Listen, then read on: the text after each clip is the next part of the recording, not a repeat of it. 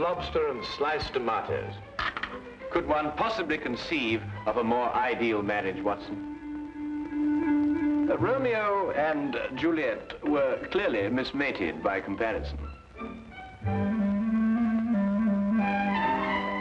Oh, Watson, aren't you going to join me?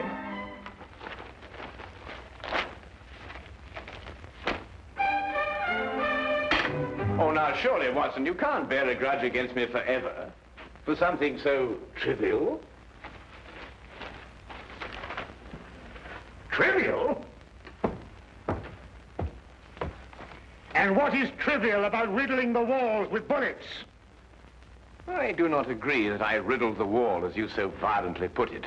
I decorated it in a most patriotic manner. Holmes, I have permitted and suffered many liberties in this flat. First you make those evil-smelling gases. Then you shatter my nerves with those ridiculous disguises. But you, even you, have never covered your activities under the banner of patriotism. Yes, but V are of the Queen's initials. I was only celebrating Her Majesty's birthday. Celebrating Her Majesty? Still, that's no excuse. Well, perhaps I was a little overzealous, but you can't very well blame a man for that. Nevertheless... All right, Watson, I solemnly promise never to do it again. Oh. Well. And lobster and tomato for breakfast. You ever heard of that? I must say, it looks jolly good, huh? Do you really mean to say you're going to join me? Yes, please. Oh, go on, then.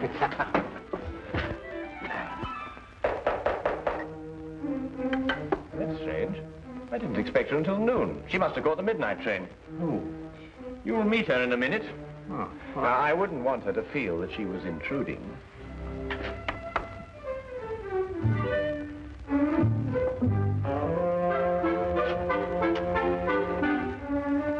Mr. Holmes? Yes, Miss Millicent Channing? Yes. I wrote you that I'd be here at noon, but I didn't want to lose any time. I took the midnight train. I understand. Won't you come in? This is my good friend and associate, Dr. Watson. How do you do? How do you do? Please sit down, Miss Channing. You must have had a very tiring journey, particularly in view of the fact that you were forced to take a dog cart out of the way. How did you know I took a dog cart? Well, I noticed that your right sleeve is covered with mud. Only a dog cart throws out mud in such a disagreeable way. Mr. Holmes can also deduce your birthstone and the serial numbers of any notes you happen to be carrying in your purse. Dr. Watson exaggerates, though only slightly. I've heard a great deal of your powers, Mr. Holmes. They say you're one of the cleverest men in London. They're very kind. You said in your letter that your fiancé has disappeared. I'm afraid that something terrible has happened to him. Why, Miss Channing? It's all so muddled, so confused. Several days ago, I was expecting him for dinner.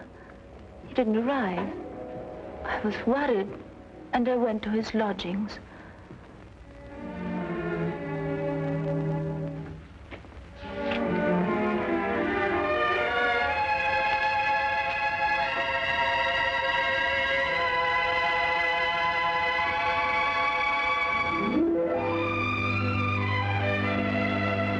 Millicent.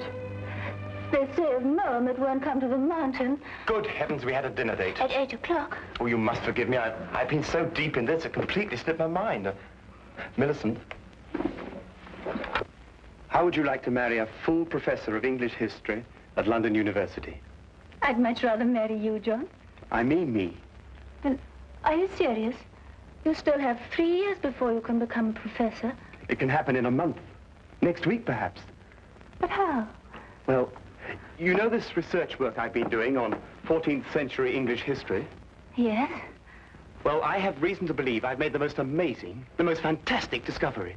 Oh, tell me. Not until I put my theory to the test.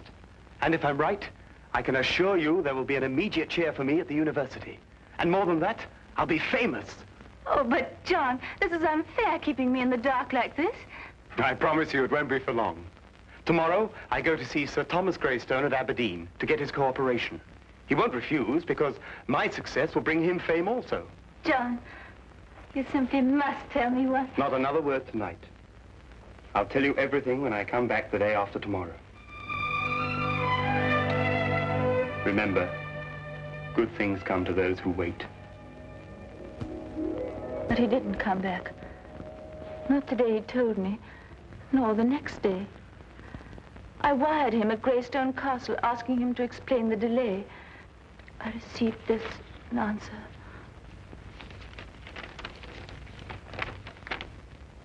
John Cartwright, unknown here. Signed, Greystone. I didn't know what to make of it, Mr. Holmes. Finally, I decided to go up to Aberdeen and talk to Sir Thomas Greystone himself. He must have been mistaken.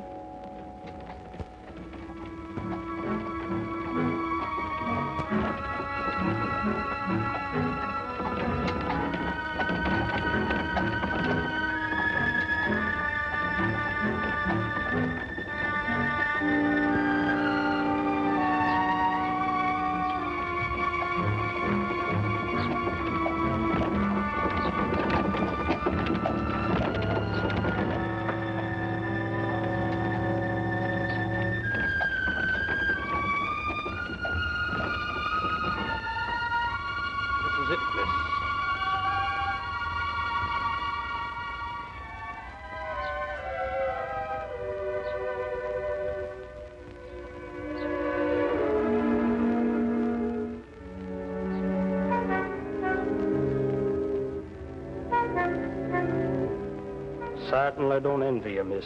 Why? Is something wrong? Let's say something isn't right. Ever since the Greystones came upon hard times, they become a strange, mysterious pair. Hardly anyone ever comes to see them, and those that do don't waste any time there.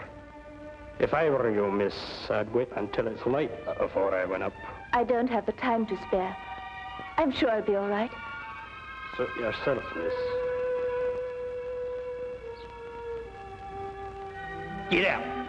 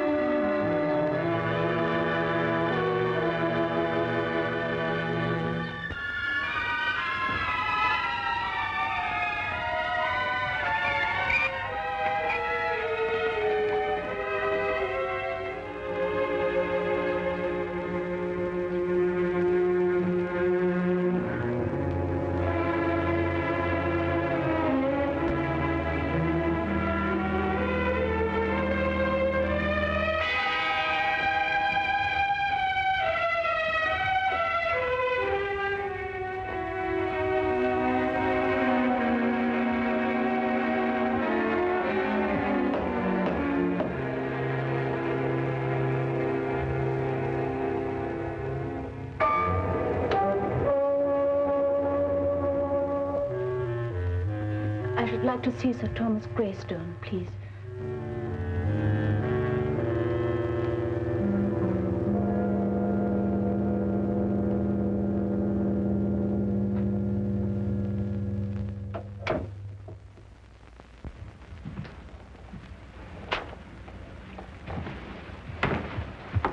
My name is Miss Channing. Would you please tell him that... Miss Channing, is it? The lady who sent the telegram? Yes. I hope you don't think me foolish coming here in this way, Sir Thomas. Walter Greystone is my name. Sir Thomas is my father. If you've come to make further inquiries about your Mr. Cartwright, yes, I'd say you were foolish. We've absolutely no knowledge of the gentleman. But I can't understand it. He told me he was coming here to speak to Sir Thomas. About what? About a discovery he made while doing some historical research. He said it was to have brought fame to him and Sir Thomas both. I can assure you, Miss Channing, no one of that nature has been here. No one. But I know he took the 6:10 train on Tuesday. I saw him off. The 6:10 train makes a dozen stops along the way. He could have got off at any one of them. But why?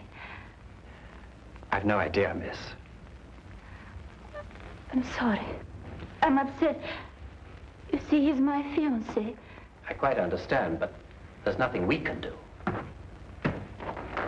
I'm sorry to have troubled you. One moment, miss.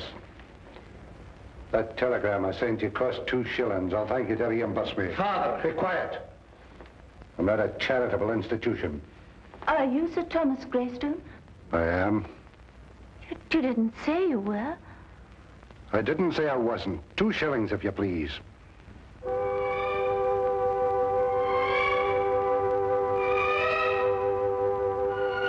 you. Good night, Miss Channing.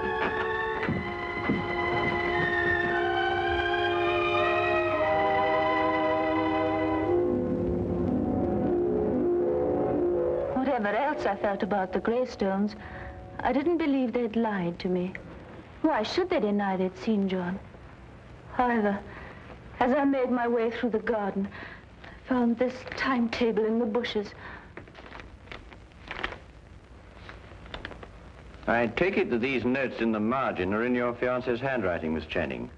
Yes, Mr. Holmes. They lied. He was there, and for some reason they're trying to deny it.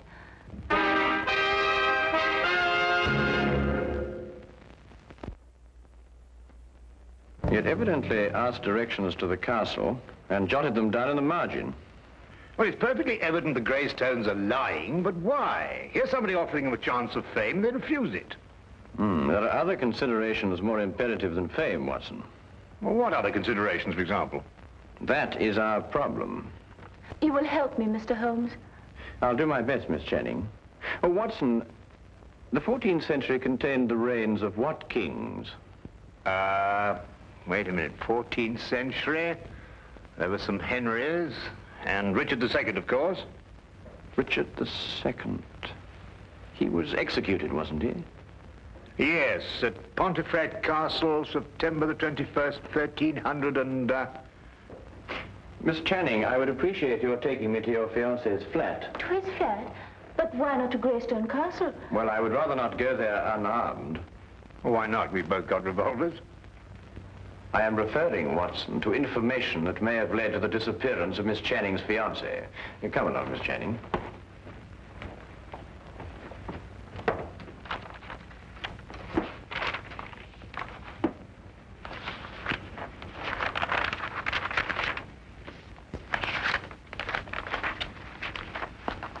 Well, I can't find anything there. Perhaps you'd have a look, Watson. Oh, thank you, Miss Channing.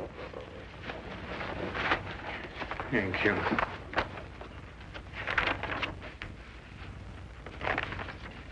Aha! So this is what Cartwright found so exciting. What is it, Holmes? Well, he certainly deserves his professorship if he understood this. Listen. This pledge unto Richard, I, Richard, do make.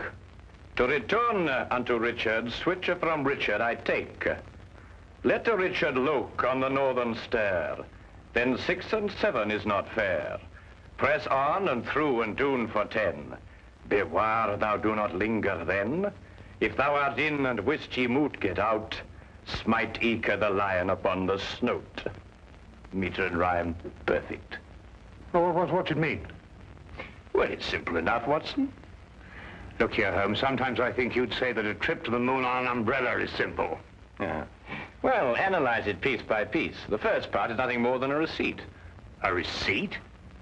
Certainly. This pledge unto Richard, I, Richard, do make, to return unto Richard such things as I from Richard take. Well, apparently Richard had entrusted his possessions to a loyal friend, and he had received his promise that they be returned. Yes, I see that. The rest of the inscription merely tells him how he may get his possessions back. Hence, let Richard look upon the northern star. A sort of map, so to speak. Quite so. Well, but what's all this got to do with Cartwright's disappearance? Well, in Wilkinson's biography of Richard II, it is mentioned that one of the king's most loyal supporters was Richard Greystone, the original owner of Greystone Castle. Cartwright must have had the idea that Richard had left his possessions with him. So he went up there to prove it? Yes. But that still doesn't answer why John hasn't come back. That answer, Miss Channing, may only be secured at Greystone Castle.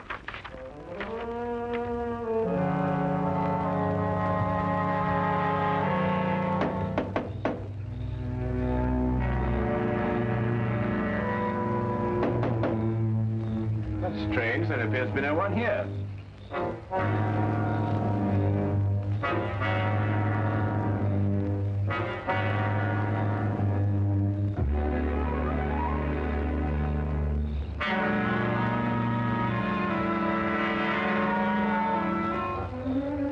I'll go round and let you in. Aye.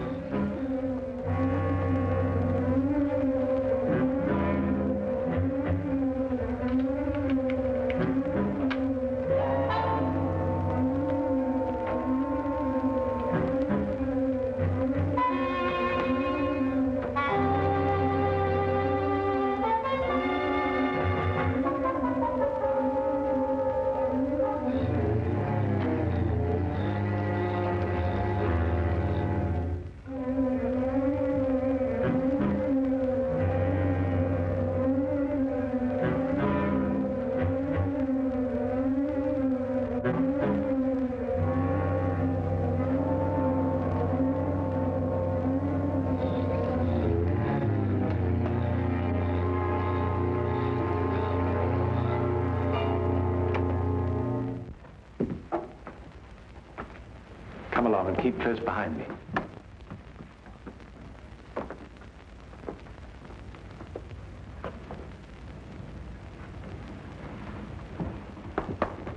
This pledge unto Richard, I, Richard, do make, to return unto Richard, switch from Richard, I take.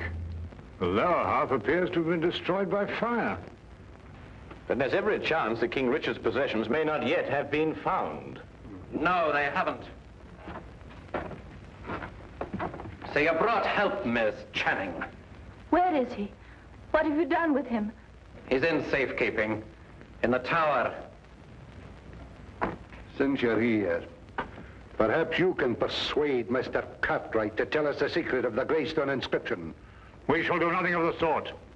He's got some idea of returning Richard's possessions to the Queen for a birthday present. They're worth a fortune, and are rightfully mine. They rightfully belong to the crown. We won't argue rights and wrongs. Weigh this well. If you can't persuade Mr. Cartwright to talk, then not one of you will leave this room alive. In that case, I will not hang my fate on another man's decision. I'll lead you to King Richard's possessions myself. Holmes! Why be killed over a museum piece, Watson? Let's re-examine the pledge. This pledge unto Richard, I, Richard, do make, to return unto Richard the such as from Richard I take. We can understand that much without your help. Go on. The meaning is perfectly clear.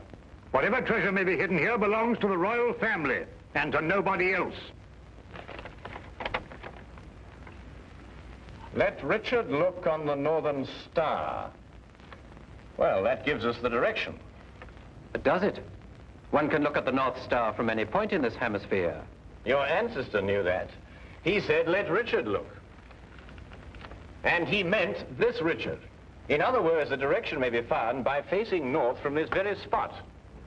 I am now facing due north. Then 6 and 7 is not far.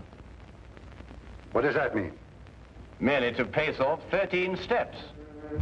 1, 2, 3, 4, 5, 6, 7, 8, 9, 10, 11, 12, 13. Press on and through and down for 10. Press...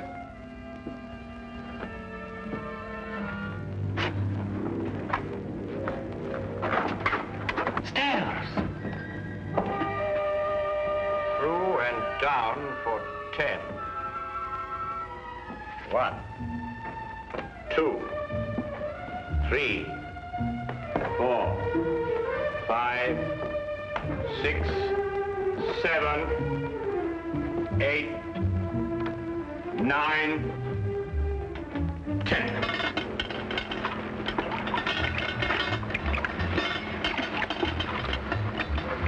Here it is.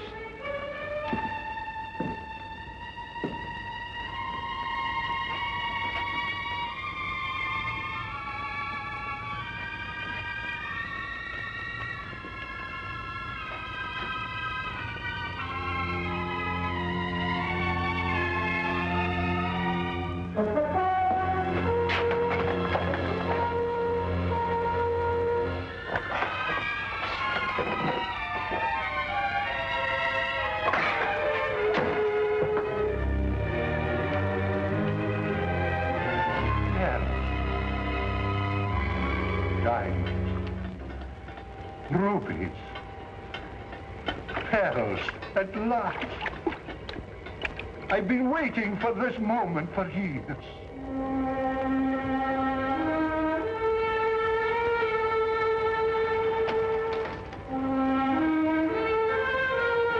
Diamonds.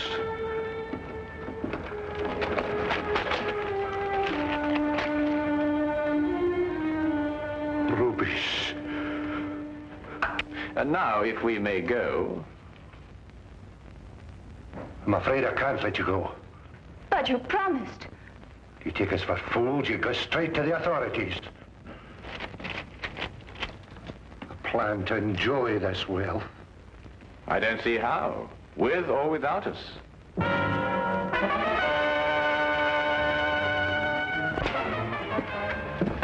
It seems your ancestors arranged for intruders. You knew this? I suspected. Then you must know the way out, otherwise you wouldn't have come in. Tell me at once, man, or I'll shoot you down where you stand. While only I have the secret to the door? Half the jewels. Half the jewels for a way out.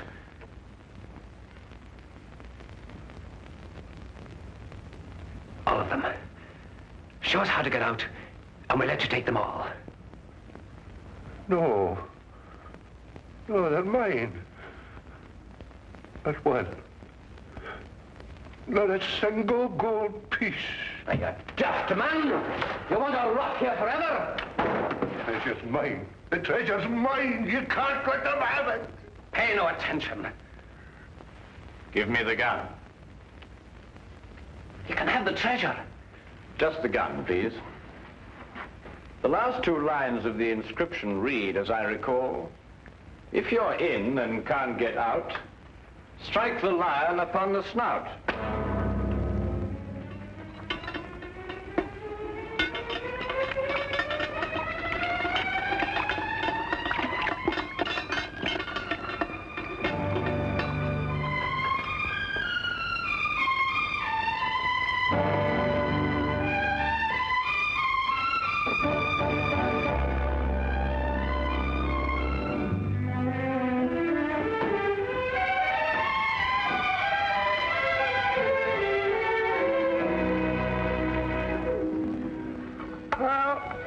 Couldn't be better. The Greystones are in prison, the Cartwrights are together again, and you and I are feasting on cold lobster and tomatoes.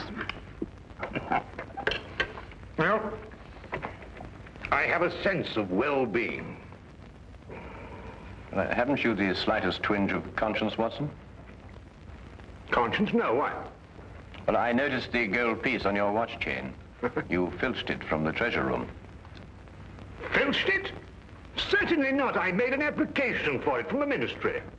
Oh, did you? Well, that was very enterprising of you, Watson. Why don't you do the same thing, Holmes? After all, don't you want a souvenir? I have one. Oh, that.